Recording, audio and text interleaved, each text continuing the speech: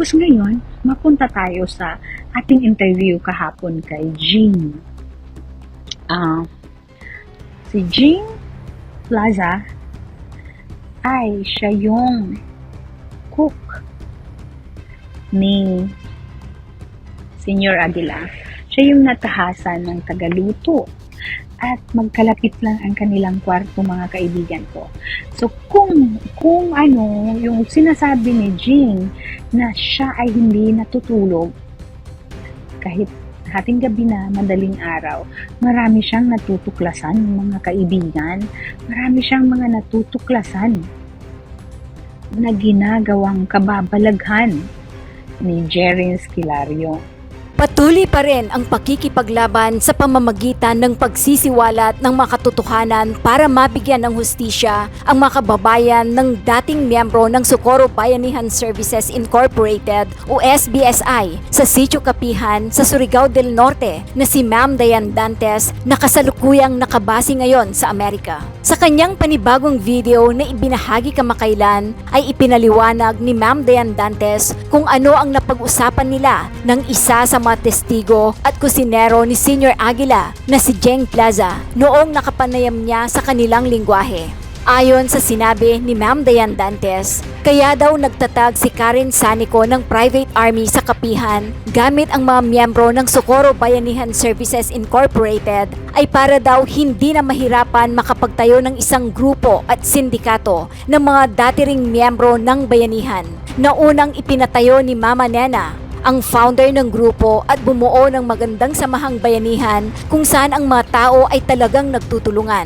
Matatandang sinabi ni Jeng Plaza sa Senate hearing na sina Senior Aguila at Mamerto Galanida ay nag-uusap tungkol sa pag-overthrow o sa pilitang pagpalit kay Mama Rosalina Tarok bilang presidente ng SBSI.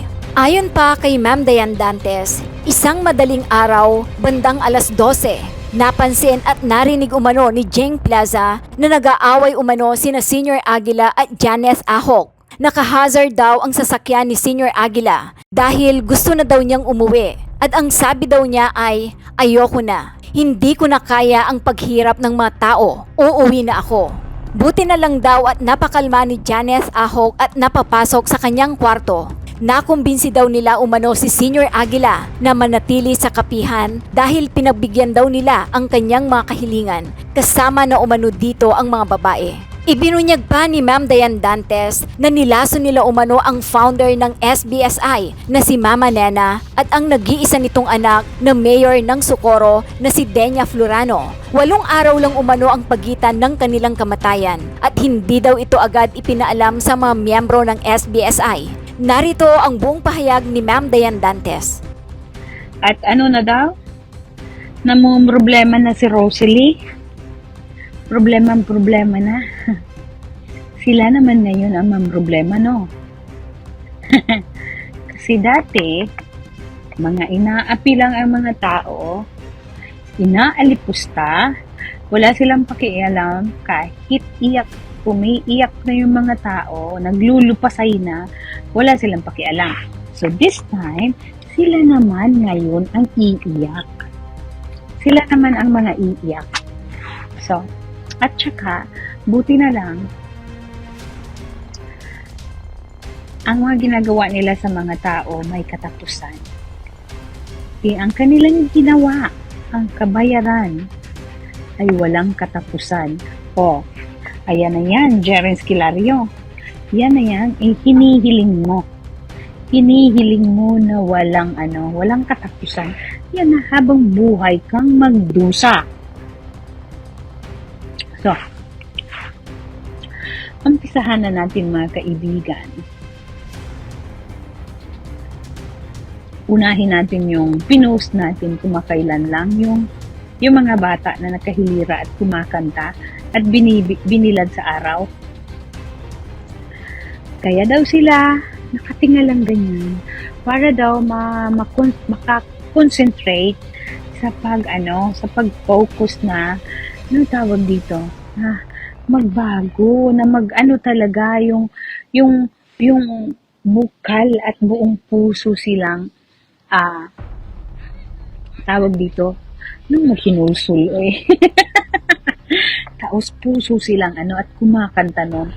Kumakanta ng isang makabagbag damdaming at saka sulat yun ni Jerin Skilario. Ang sabi pa, ako'y sasama, ako'y natutuwa at masaya basta lang ako'y makasama sa iyo, aking mahal na Panginoon, at kami ay sasama kahit hanggang kulungan.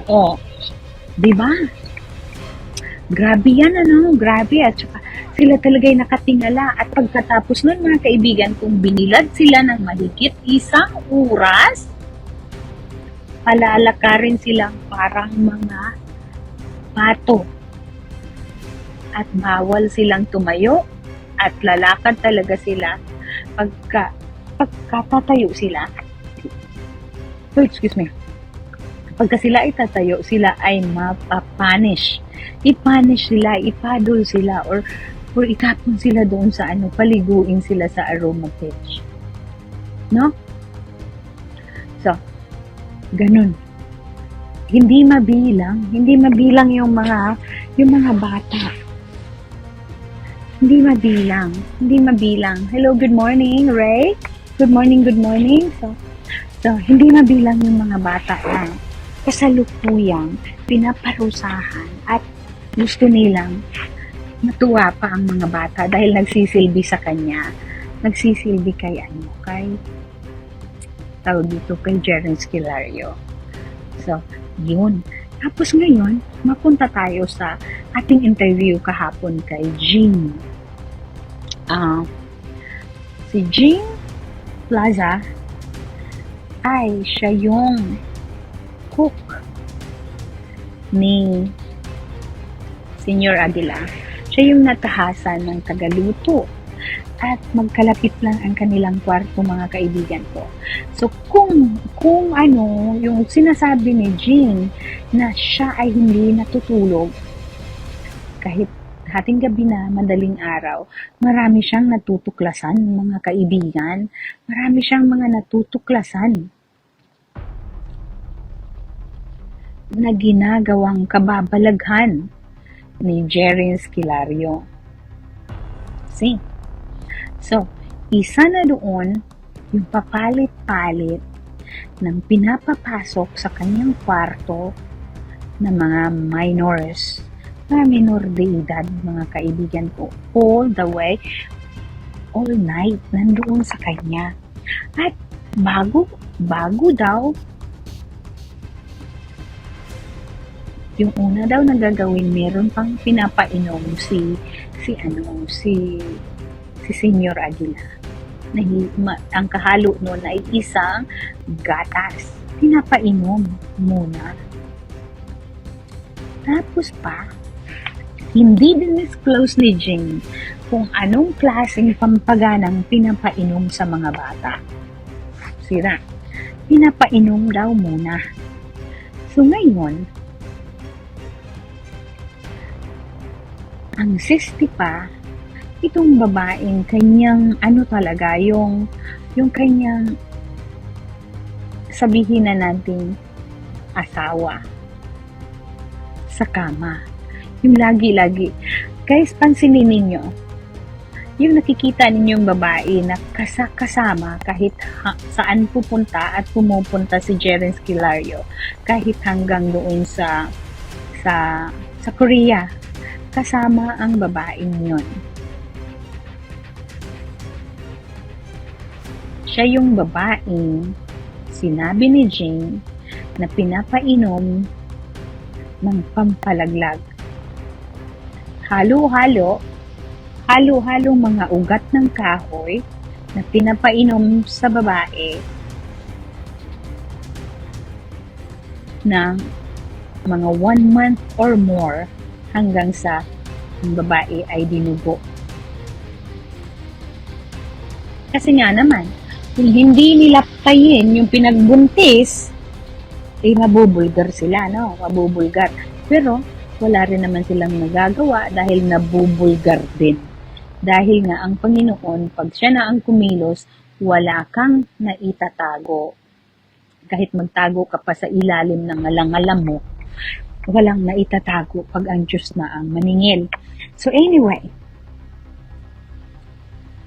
si Ching Kaindoy, siya yung permanent, hindi lang part-time. Nakakasama-kasama sa kama ng nag-self-proclaim na Panginoon sa kapihan. Siya yung nabuntis ni Jerin Esquilario. At kasama rin si Janet Ahok sa paggawa ng paraan para malaglag yung pinagbuntis ng babae ni Jerin Esquilario. Minamahal niya ito, mga kaibigan ko. Kaya si Ching Kaindoy ay hindi niya pinag-asawa. Kasi kung makita ninyo, ang pinapag-asawa ni Jerin Esquilario is mula 12 years old. 12 years old. Pero ito, sakto na siya sa edad. Tama na sa edad. Pwede nang mag-asawa talaga. Pero hindi pinakasal at hindi pinarisan ni Jerin Esquilario dahil sa kanya ngayon. Sa kanya, minamahal ni Jerin Esquilario si Ching Kaindoy. So anyway, nung tinanong ko si Jing, si Jeng pala. Bisaya talaga no, Jing. Si Jeng. Nung tinanong ko kung sabi niya mahigit sa 10 yung mga batang minors na palabas-pasok doon sa kwarto ni Aguila. Na doon siya mag-overnight. Nung tinanong ko na sa pagkakaalam mo ba, Jen, may nabubuntis doon sa mahigit 10 na dinala ni Aguila doon sa ang sagot niya is, hindi niya daw alam, hindi niya sure, dahil pagkatapos daw nun, ipapag-asawa na yung mga bata na nanggagaling doon sa kwarto niya.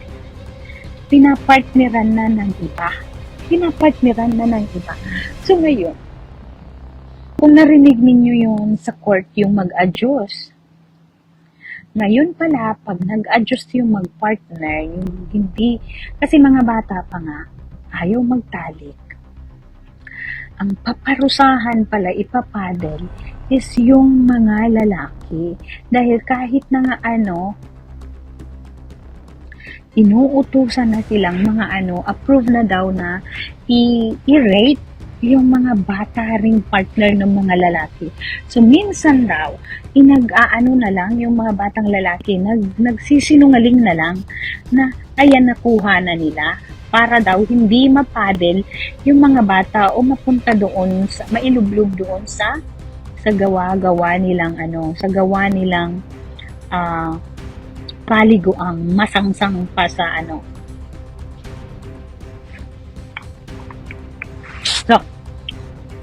So ngayon, mga kaibigan, tapos na tayo doon sa ngayon naman, dahil nga pilit na ipinapakasal ni Jerin Esquilario hundreds of kids na mga minors na kanyang pilit na ipakasal, kinakasal, minsan hindi lahat pumaayon, hindi lahat pumapayag.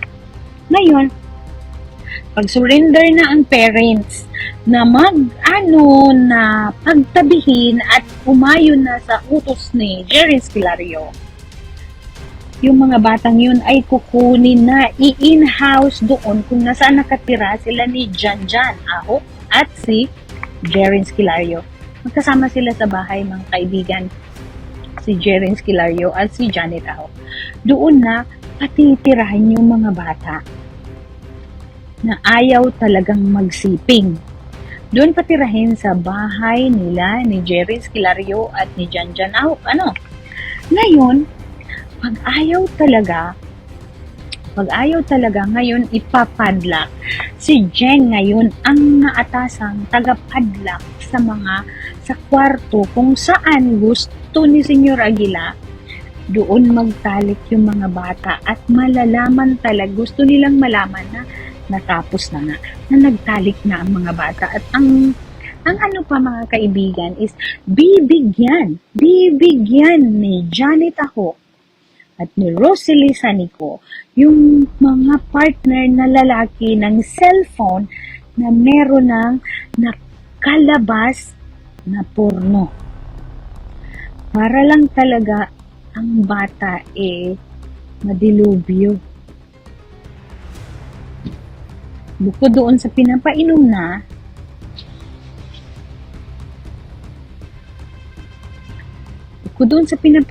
nila ng pampagana, ngayon, ipadlock yung mag-partner, yung mga minor de edad na ayaw naman talaga na mag-asawa. Umiiyak yung mga bata, nagmamakaawa, pero wala silang nagagawa. Dahil inuutusan ni Senyor Aguila na ipadlock yung dalawang bata, babae at lalaki. Minsan pa nga daw, yung sasabihin na lang, maglalay na lang na, ayan, nakuha niya na, kahit hindi pa, para ay hindi daw sila mapadel. Ngayon, balik tayo doon sa pinapadlock. Alam nyo guys, yung ginagawa ng mga bata, lalo ang babae, pagkalabas nila sa umaga, umiiyak, nakatulala lang. Pero nyo yun guys, rape yun. Bibigyan ng mga bugaw ang batang lalaki ng cellphone na meron ng nakalabas na porno. Yung cellphone naman na yun is dati yung kinukolekta nila na galing sa mga tao na mga umakyat na confiscate yung mga telepono. Balikan natin yung istorya ng telepono. Pag akyat nila, kinumpiskate nila yung mga telepono. Kinumpiskate. Sabi niya, 2 sako ng cellphone ang nakumpiskate nila. Yung magaganda, pinili nila at itinabi ng mga sindikato ang magagandang phone. Yung mga hindi gaanong kagandahan, kasi nabasa siya, ipinalibing na lang. Ngayon, sa dami ng inilibing ni Jeng, kasi walang nakakaalam hanggang ngayon kung saan ni Jeng inilibing yung 2 sakong telepono, siya lang ang nakakaalam. Kung dalhin niya si Jeng doon at ipahukay, alam na alam niya kung nasaan yung 2 sakong telepono na nakalibing. Okay. So ngayon, grabe no? Grabing expose. So, since si Jeng ay siyang tagaluto, lahat-lahat ng kailangan ng haring kulto at juice nila, siyang tagaluto, tagatimpla. Ngayon, nung nagkasakit na yung aming butihing Mama Nena, no, hindi pa pala. Pero nung tinanong ko siya, kasi meron akong nabalitaang isang matanda na pinupulsuhan lang daw yun nila, pinupulsuhan ni Janjan at ni Jerry Esquilario na isa daw mangkukulam at isang aswang. Ngayon, gumawa sila ng kanilang sariling gumawa si Jerry, nagtimpla. Halo-halong iba't ibang klaseng ugat ng kahoy, pinapakuluan, nilagyan ng bawang, at lalagyan ng maraming bitchin.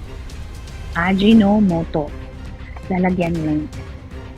Ngayon yung mga sukog na mga aswang at mangkukulam ay paiinumin daw ni Jerins hanggang sa ito ay magsuka. Suka ng suka. Gallons mga kaibigan ko ang pinapainom ni Jerins Esquilario doon sa mga sinasabi niyang mga aswang at mga mangkukulam. So ngayon ito, meron silang ayaw na isang babae. Nasabi daw yun talaga is isang matinik na mangkukulam. Yung iba pinapainom ng ganong mixture Pinapakulo ang mga gamot, ay mga ugat ng kahoy, kahalo ang bawang at saka ritsen. Itong si Lori Kaindoy, ay pinapainom, sinisingle out na lasunin ang pobreng matanda.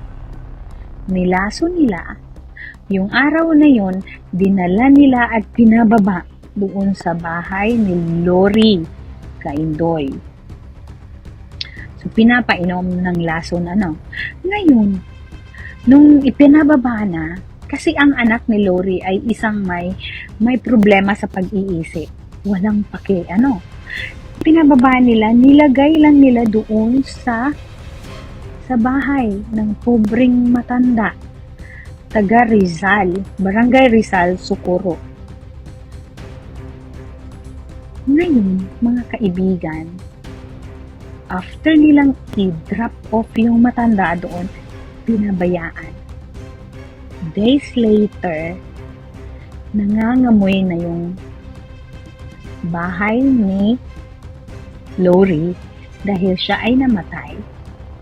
Nangamoy siya sa loob ng bahay dahil pinalason ni Jerry Esquilario at mga kasamahan niyang sindikato. Dahil nga ang sabi ni Jerry Esquilario, walang makakapigil kahit ano ang gusto niyang gawin dahil siya ang nagmamay-ari sa kahit anong meron sa mundo. So, inom muna tayo.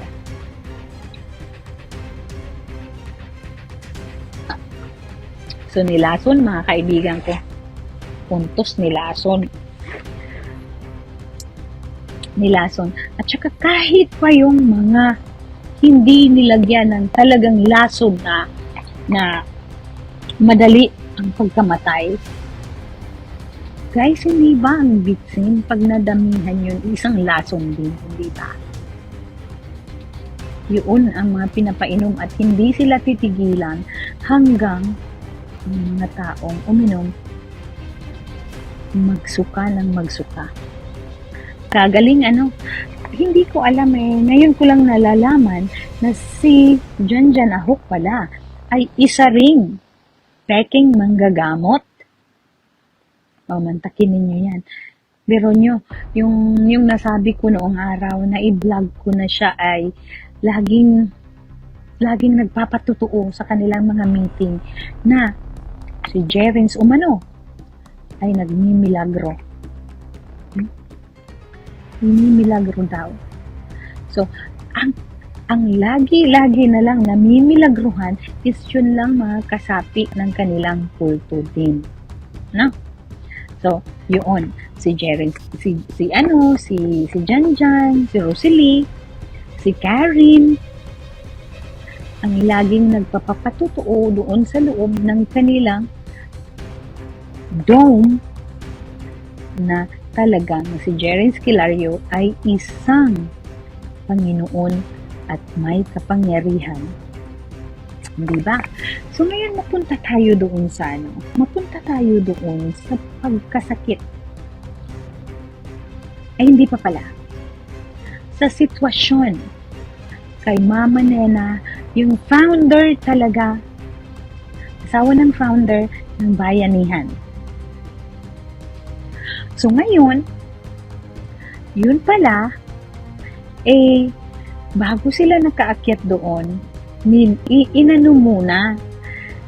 So ngayon, bago pa sila umakyat, pinainan ni ang pag-convince ni Karen Sanipo na kunwari binigyan ng sasakyan si Mama Nena. Ang sabi ni Jane yung itim na black van. Ngayon mga kaibigan, paano nila na-convince yung matanda na umakyat para madala rin ang mga tao? Binigyan ngayon ng sasakyan, mga kaibigan.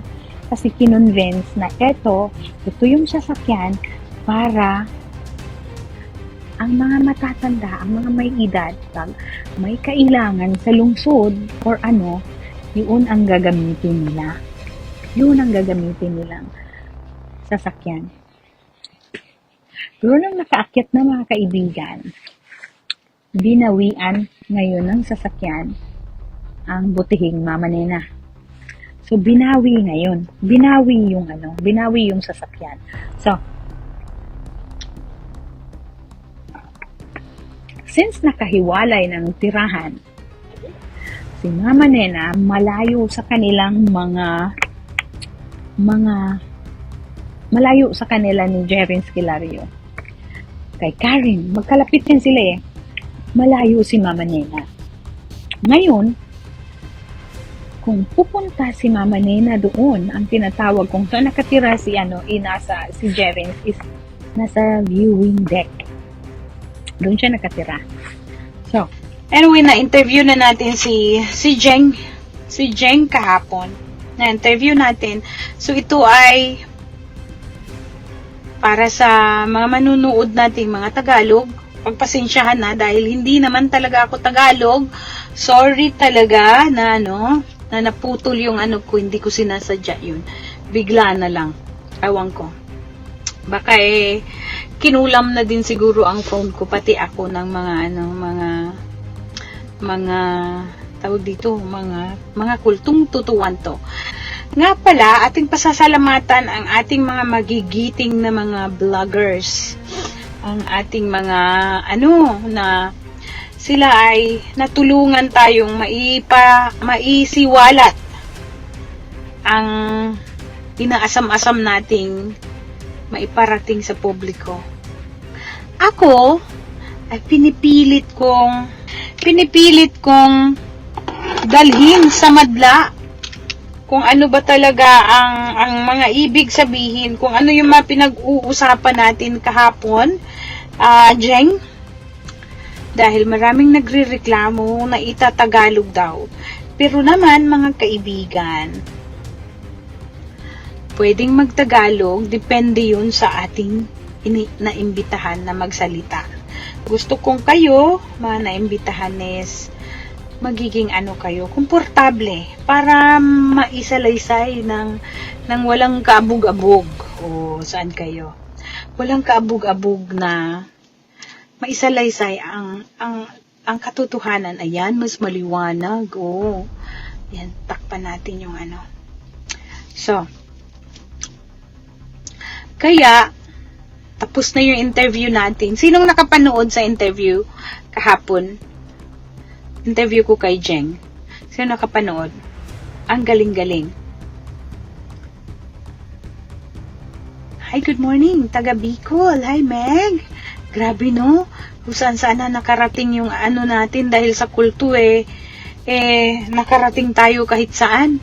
So, maraming salamat. Maraming salamat sa pagtangkilik at sa na malalaman talaga natin ang tunay at katotohanan kung ano at sino talaga ang mga kultong tutuan to.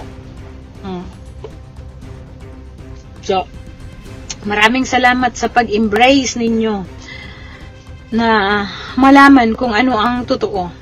So, maraming salamat sa ating mga vloggers. Ibabalik ko sa ating mga vloggers na magigiting. So, maraming salamat sa pagsubaybay sa mga nangyayari. At mangyayari pa lang, pero one thing for sure mga kaibigan is malapit na ang katapusan ng kanilang mga kasamaan. Ang kasamaan ng kultong tutuan to ay malapit nang matapos. Kasi abangan ninyo mga kaibigan ang hearing ngayong November 7. Malapit na, no? Malapit na. At abangan ang mga sorpresang pasabog sa loob ng Senado. So, hindi ko yan hindi ko yan itatouch para naman excited tayong lahat. Kahit ako'y alam ko na, mai-excite pa rin ako mga kaibigan. So, eto na yan. Kung gaano talaga ka barumbado at walang hiya ang mga kulto, ating isisiwalat mga kaibigan sa anong tawag dito? Sa tulong ng ating mga magigiting na mga bayani, mga whistleblowers, victims of kapihan. Wala silang takot na ipahayag kung ano yung totoo. Kung ano yung mga pinagagawa nila, mga kaibigan, doon sa mga tao, kung ano yung plano nila. So, sa mga vloggers pala, dugtungin nyo na lang. Hindi ko maano na, excuse me, awang ko ba bakit naputol kanina. So, ayoko nang bumalik pa. Dahil ang layo na nang narating natin, tapos babalik ulit, na sana'y naiintindihan nyo ako.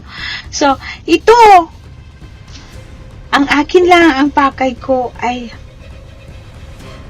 kakalat. At least, merong mga taong nakakaalam kung ano talaga ang angas ng mga kultong tutuan to. Si Jerry Esquilario, Jan Ahok, Rosalie Sanico, Karen Sanico, na matagal ko nang tinatawag na isang drug lord ka pa rin hanggang ngayon. Isa ka pa rin hinahabol sa batas. Kaya ikaw, Karen Sanico, kaya ka nagtatag ng mga private armies dyan gamit ang mga tauhan ng bayanihan para nga naman hindi ka na maghirap pang manguto, para hindi ka na maghirap pang galing talaga sa from the scratch na ikaw ay nakapagtayo ng isang grupo. Hindi, sinindikato mo lang din kasama si Mama Nena. Kaya kasi naman, kung hindi dahil kay Mama Nena, wala kayong madadalang mga tao. So, kaya ngayon, ang pag-aano naman ni Jerins, ang mga ginagawa ni Jerins is approve galing kay Karen Sanico at kay Mamerto Galanida na ganun ang gagawin. So, isang madaling araw, mga kaibigan, nung pag-akyat pa nila, isang madaling araw, alas 12 ng madaling araw, napansin at narinig ni Jeng, yung ating nagsasalita, ating in-interview kagahapon, narinig at sila ay nag-aaway ni Jan Ahok, yung bugaw na, no? Nag-aaway sila isang hating gabi. At ito ay nagsasabi si Jerins, naka-hazard yung sasakyan sa labas ng bahay nila.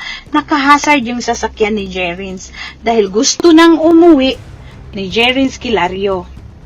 Gusto niya nang umuwi. So, ngayon sabi wala naman pala, ayoko na. Hindi ko na kaya mga paghihirap ng mga tao. Uuwi na ako. So, ngayon, naghihisterical si Jerins. Buti na lang, napakalma ni Janet Ahok at napapasok doon sa kwarto. Napag-usapan na, huwag kang ganyan dahil mabubulabog ang mga tao pag gawin mo yan. Napapag-usapan ang lahat. So, ngayon, ang naging nangyari na usapan pala is, bibigyan na. Pagbibigyan na si Jerins. Yung Diyos nila. Pagbigyan na si Jerins Esquilario kung ano man ang gustuhin nito. Including ang mga babae. Kung sino yung gustuhin niya ay mangyayari at mangyayari dahil nga merong taga-kumbinsi na isang bugaw, dalawang bugaw pala, sila yung magkukumbinsi sa mga bata, sa mga minors na nagugustuhan ni Jerins Esquilario na magsabi, na pagsabihan, na i-recruit na pumayag yung bata dahil ikaw bata ay napakaswerte mo. Kaya pumayag ka na, napakaswerte mo. Ikaw ay andyan, dediretso ka sa langit. Pagdating ng araw, ikaw ay nakaupo sa tabi ng trono ng Panginoon. So, kailangan pumayag ikaw. So, kaya yung iba is napapapayag. Doon natutulog at nakikita ni Jeng Plaza na doon yung babae papalit-palit hanggang magdamag, mga kaibigan. So, yun ang nangyayari. So, ngayon, buti na lang na kumbinsi ni Janjan, ni Karen, at dahil nung araw na yon, nung kinabukasan, nung nag-away sila ni Janjan Ahok at ni Jerins, kabukasan ay nagpatawag ng meeting. Si Karen, si Mamerto, si Rosalie at si Janjan Ahok.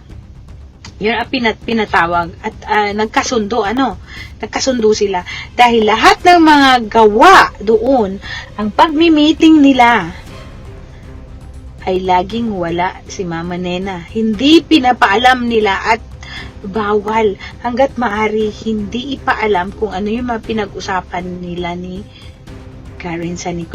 Yung mga sindikato, hindi nila pinapaalam. Bagkos nagagalit sila pag si Mama Nena ay pumunta doon, bibisita sa hirang na Diyos, at ang hirang na peking Diyos ay pinagtataguan pa ang ating mahal na Mama Nena.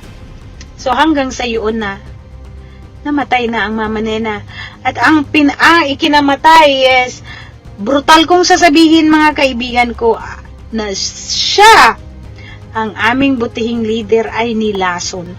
Kagaya ng paglason nila nung ale na si Lori Kaindoy, nilason nila mga kaibigan, nilason nila si Lori, pinauwi ng Socorro.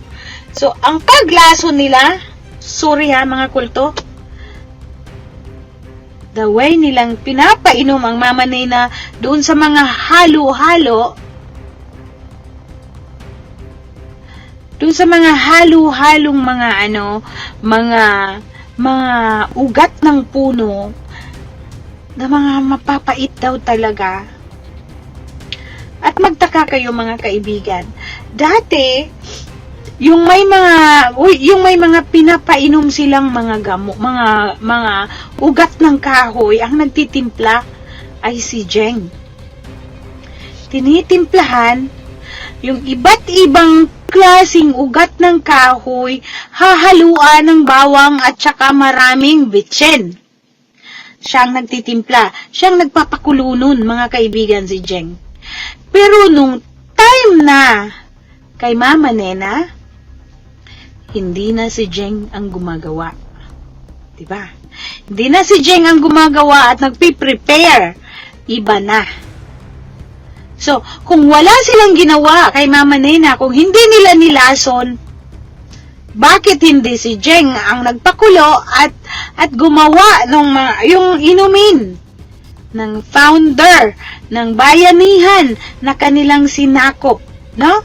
Kung wala silang ginawa, bakit hindi si Jeng ang inutusang magpakulo ng mga halamang ugat at nilalagyan ng bawang at vitsen? Bakit iba? So, meron silang tinatago at may ginagawang hindi maganda. Dahil isa pa, si Mama Nena ay may mga maintenance. May mga maintenance na mga gamot. Ngayon, hindi na pinapayagang makababa ang pobreng Mama Nena. Hindi na. Dahil nga, si Jerins na daw ang bahala dahil siya ay doktor at siya ang gagamot sa aming butihing Mama Nena. So, umpisa nun, naging mahina si Mama Nena. Humina yung kanyang resistensya hanggang sa nagiging bedridden. Pero ang pinapalabas nila, ang worry nilang ipinapalabas ay naging na-atake si Mama Nena ng heart attack. Hindi naman po pwede yun. So, gaya nga ng sinabi ko, kung hindi nila pinatay si Mama Nena, bakit hindi si Jeng ang nag-prepare ng mga pinapainom nila kay Mama Nena. Bakit hindi si Jeng ang nagbigay? Kasi sabi niya meron daw tumbler na nire-refill ni Jeng ang isang tumbler ng mga inumin na ibigay doon sa mga teenagers, sa mga minors na nagustuhan ni Jerins na doon patutulugin sa kwarto niya, no? Hindi si Jeng ang nag-ano, dahil si Jeng ay isang tagasunod at malaking respeto ni Jeng kay Mama Nena. Siya pa nga ang nagpo-poison sa mga ng mga bata na kung ayaw mo naman kasing mag-asawa. Bakit? Bakit ka papayag? Bakit? Ba't hindi ka uuwi na lang? Kasi nga, ang paparusahan daw is yung mga magulang. Ang magpaparusa sa kanila, yung mga bata, yung mga magulang, sasabihin na, ikaw ang nagdala sa amin sa kahihiyan kay Senyor Aguila. Kaya pumayag ka na lang. Kita nyo mga kaibigan, ang mga magulang mismo ang nagkalulo sa kanilang sariling mga anak. Kagimbal-gimbal, ano? So ngayon, namatay ang Mama Nena. Namatay. Hindi na pinapunta sa sa doktor, wala na. Wala na rin. Hindi pinaalam kaagad sa mga members at hindi pinapaakyat ang mga So, nasabi ko na yan, no? Nasabi ko na yan. Namatay si Mama Nena is June 27. Namatay naman ang kanyang nag-iisang anak na mayor din ng Socorro, July the 5th. So, ngayon ang naghihingalo or yung sasabihin ko rin, nilason din nila ang anak ni Mama Nena na mayor ng Socorro. Nilason din nila dahil nga 8 days later na namatay si Mama Nena, si Denya na naman ang namatay. So before yan namatay, ang lahat ng mga leader ng kulto ay pumunta doon sa Surigao del Sur. Lahat sila pumunta, mapa Janjan, mapa Rosalie, mapa Karen, ito si Jerins Kilario. Nandoon sila sa Surigao del Sur. So ngayon mga kaibigan, nalaman nila at alam nila ang galaw. Alam nila. Kasi nga, nung nahihirapan ng huminga si Mayor Denya Florano. Tawag ng tawag mga kaibigan ang magkapatid na Ralna Florano and Raldin Florano. Tawag ng tawag sa kanila. Hindi mabilang tawag ng tawag sa kanila. Alam nila, nakikita ni Jeng, nagre-ring ang telepono, hindi nila sinasagot, hindi pinapasagot. Hanggang sa may nakapag-text na nawala na si Mayor Denya Florano. Tawag ulit. Sinagot na nila ngayon. You see? Ang calculated nilang hindi namin sasagutin to dahil nahihirapan, nagdideliryo pag nadala yan doon sa doktor, baka ma-flash out yung mga poisons na pinapainom o tinuturok ba sa kanya. Sorry sa mga anak, si Ralna at ni Raldin. Mataas ang aking paniniwala na ang inyong lola at ang inyong nanay ay nilason ng mga sindikatong sinamba ninyo. Dahil nga, pagkatapos nung nailibing naman ang butihing mayor, nag-declare na sila na nila, nilaunch nila ang Omega de Salonera Foundation. So, wala na ang bayanihan. Wala na ang bayanihan. Doon na sila gumawa ng open air na yung pang-aano nila sa mga bata. Pag-aasawa ng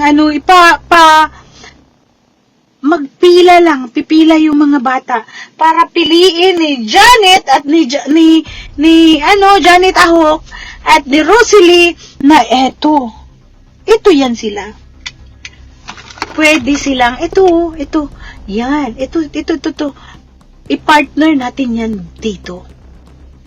Kahit pa ang mga may kapansanan na lalaki, pipili sila ng yung maganda.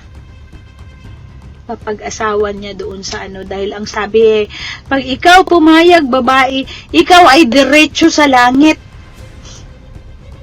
Hindi na makaayaw ang babae kahit pa yan bungi, bulag, at tawag dito, gutay na yung mga dahil nga,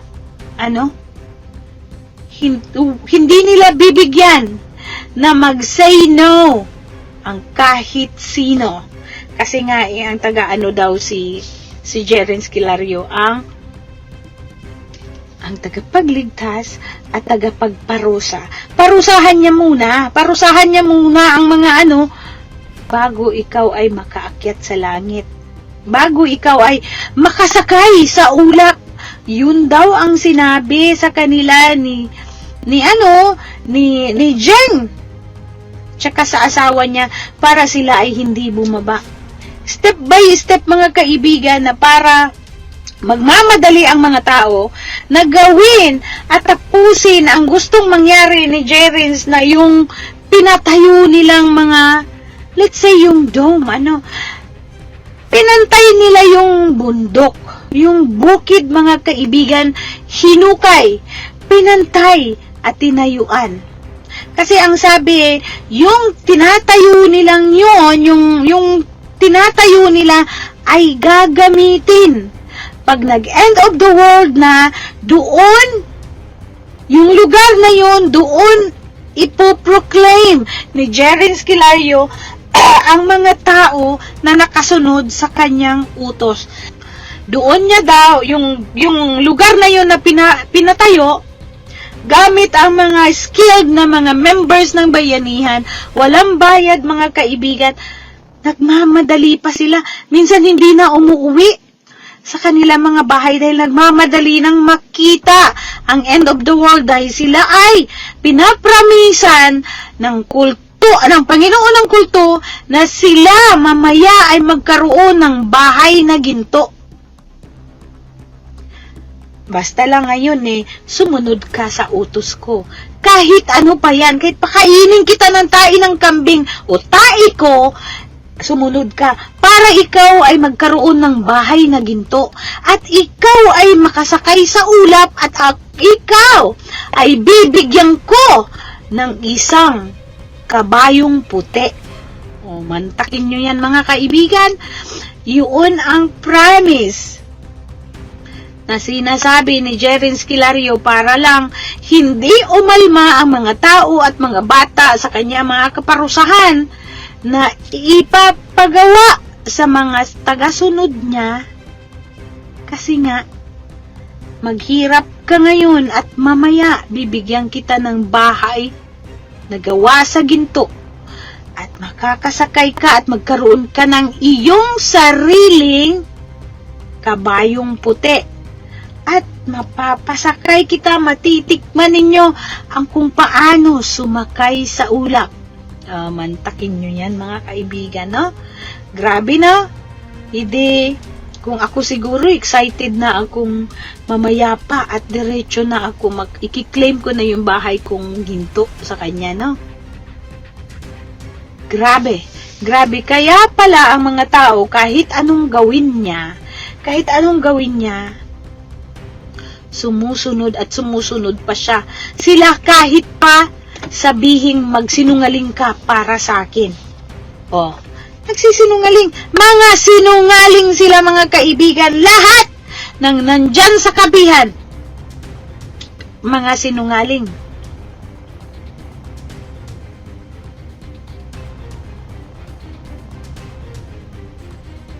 Mga sinungaling. Kasi tinuruan ni Jerry Esquilario na magsinungaling. Okay, tapos na tayo doon, no? Nilason nila yung mag-ina. Nilason. Eto na ngayon.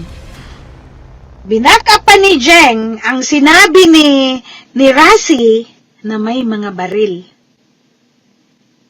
Siya mismo ay nakakita sa mga baril, sa mga armas ni Jerry Esquilario na nakasabit lang doon sa kanyang, kung saan siya nakatira na tinatawag viewing. May mga baril, mga kaibigan, M16, M14, M4, more or less. Mahigit kumulang 10. Kasama ang mga leader, kasama si Karen Sanico, kasama sila ni Janjan, kasama si may mga baril. At nung tinanong ko kung meron din bang mga baril si Mamerto Galanida, sabi niya, wala daw siyang personal knowledge na meron nga, pero siguro ang kanyang mga anak meron. May mga baril. Isinigundahan niya, mga kaibigan, na ang baril ay isang requirement sa kanila as a members. Na kung ikaw makapagbenta, bumili ka ng after mong naibigay na yung share ng mga kulto sa pinagbentahan ng bahay nila, meron pa nga daw nagbibigay ng 75%. Mga kaibigan, ibibigay doon kay Jerins. At sila ay mag-parte-parte. Pagparte-partehin nila yan, mga kaibigan. Ito isang parte kay Jerins, ito sa nanay ko, ito kay Janjan, ito yan kina Karen at hating kapatid, mga kaibigan. Kaya pala, ang mga kulto ay walang pakundangan kung gumastos at lumabas ng kapihan na hindi na nangangailangan ng gate pass. Hindi na nangangailangan. At sinabi niya pa na siya mismo ay nakakita at pinakita ni Karen Sanico noong bumili si Karen ng 5,000 pirasong mga bala. At dinidistribute niya yan sa kanyang mga batos. Dinidistribute ni Karen Sanico. Kitang-kita ni Jeng. Kitang-kita ni Jeng na ganun. May mga baril na mga high-powered na mga baril. Kung nasundan nyo siguro yung grabe, mga kaibigan. Grabe ang kanilang ginagawa sa tao. Grabe. At saka noong namatay na pala si Mama Nina, personally, nagbigay ng abuloy si Congressman Matugas. 150 or 20. Anyhow. Instead na ibigay ang abuloy na pera doon sa mga apo, ang pera na yun ay dinala ni Jerry Esquilario doon sa mga kaalyado or kapamilya ng mga ahok sa Siana, Surigao del Sur. At si Jerry Esquilario ipinamigay ang 100 plus thousand pesos sa mga tao doon dahil siya ay nagyayabang na ako, si Senyor Aguila, isang asyendero sa Kapihan, Surigao del Norte. Ako'y merong mga tauhang mahigit 5,000. Oh, mayabang. Ang mga isda, ang mga kuha na mga mangingisda, na mga masasarap na mga isda, kanilang dinadala doon lagi. So ngayon, nung natanong ko is, kaya pala pumupunta sila doon, ay meron silang connection na para i-protect sila. Kaya kung maalala ninyo mga kaibigan ko nung mga live ko nung nakaraan na sinabi kong may umapaw yung mga rebelding, umakyat sa taas, wala na silang matulugan, sa lungsod sila natulog. Sa bahay ni Pendok, isang pamangkin ni Mamerto Galanida. Doon pinatuloy ang mga armadong tao na galing sa Surigao del Sur. Kaya gaya ng sinasabi ko, pag nagtagal, pag hindi sila na-stop, ang Socorro ay isang hub ng mga sindikato at walang magagawa ang ating mayor at saka mga tao na nakatira doon, magiging sunod-sunuran sa gusto ng mga kulto. Yun ang totoo. Yun ang totoong mangyayari. Kaya, grabe ang alam. Ang daming alam ni Jeng Plaza. Ang daming alam dahil nga siya ay At kahit nga sila mismo, si Jeng at saka yung asawa niyang si Daya, pinag-asawa sila ni Jeren Esquilario. Si Jeren Esquilario ang nagbigay kay Jeng ni Daya para sila ay magiging mag-asawa dahil ayaw ni Jeren Esquilario na ituloy at pag-asawahin si Daya doon sa kasalin doon sa kanyang boyfriend, talagang kanyang minahal. Hinihiwalay ngayon ni Jeren Esquilario. Ganon din si Jeng. Meron nang minamahal si Jeng. Pero pinaghiwalay ni Jeren Esquilario at sila ngayon ni Daya ang pinagpares. Buti na lang ngayon silang dalawa ay nagka-developan na. Na bumaba sila dahil hindi na nila kaya ang panluloko nila sa tao ng mga kulto. At nung bumaba na si Jeng, mga kaibigan, nakailang beses siyang sinundo ng sabi ni Jeng yung black na itim na van. Kasi nga, ang laki ng kawalan ng mga kulto sa pagbaba ni Jeng. Ang dami-dami mga kaibigan. Ang daming mga expose na hindi na mabilang, hindi maano na lahat totoo. Lahat totoo. Karimari-marim ang mga ginagawa ng mga kulto. Para lang mapasa kanila ang mga taong likas na mga mababait, masisipag, hindi marunong mag-complain. Yan. Ginamit nila ang mga kahinaan na mga bayanihan. Ginamit na mga walang hiya. Bukod sa sila ay mamamatay tao, manluloko, pati bata sa sinapupunan nung may nabuntis si Jerens, yung kanyang babaeng laging kasama niya kahit saan, nabuntis ni Jerens, pinainom lang ng lason sa binubuntis nung Cheng Kaindoy. Sorry ha. Sorry, Day.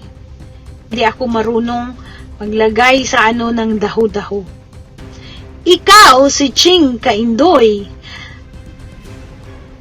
ay nabuntis ni Jerens Esquilario na pinagtulungan naman ni Jerens Esquilario at Janjan Ahok na ipalaglag at malaglag ang pinagbuntis ni Cheng Kaindoy na anak nilang dalawa ni Jerens Esquilario. Pinalaglag, mga kaibigan. Matalino si Jeng. Matalino. Matalino.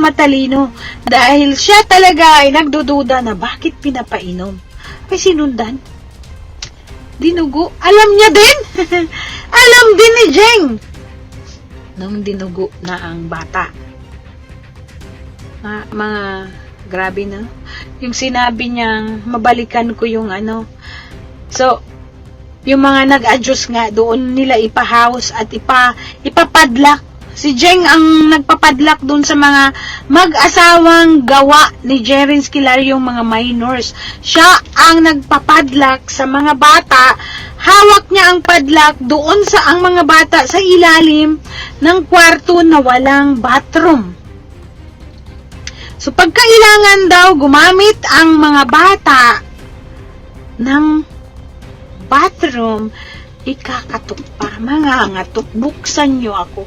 Kailangan ko ng bathroom. Kasi nga daw, walang ganun para daw, kunting room lang. Walang matatakbuhan ang bata. Maano na siya. Kasi nga, pinaparape na ni Senyor Aguila ang ang babaeng naging asawa doon sa batang lalaki din. Pinapadlock. Sabi ni Jeng, mas okay pa daw yun. Mas mahirap daw yung mga nakakulong na mga nag-adjust na mga mag-asawang minors doon sa sa Barangay Aguila. At idugtong natin ang mga baril. Bawat tawag dito, foxholes ay may mga baril, mga kaibigan. Bawat foxholes, nabilang yung foxholes, mga kaibigan, meron silang 48 foxholes. Ang foxholes, mga kaibigan ko, ay ginawa nila para yun ang guardhouse nila. Makikita kung may papasok, makikita kung may papasok. Araw-gabi, 24/7 may mga nagbabantay. Pinababantayan, walang natutulog, mga kaibigan, dahil yung mga nagbabantay sa gabi, pag sila ay nakatulog, meron ding taga-check kung paano na ang sa mga nagbabantay, ipapacheck. Pag meron silang nahuling natutulog, mga kaibigan, ipapanish nila. Biro nyo yan. Biro ninyo yan. Lahat yun, mga foxholes ay may mga baril. Mga matataas na caliber. No? So, ngayon, deny pa kayo? Meron din naman palang mga mga testigo. So, sorry na lang kayo. Kaya kung sino man yung mga kamag-anak ni Lori Angkog, si Aling Lori ho, nilason na mga kulto dahil pinagbintangang isang aswang at mangkukulam. Gusto nilang alisin doon. Gusto nilang alisin sa grupo. Nilason, mga kaibigan, at pinababa doon at dinala doon sa bahay niya sa lungsod, sa Rizal. Namatay yung matanda. At namaho pa. Ganon sila kasama, mga kaibigan. Kaya,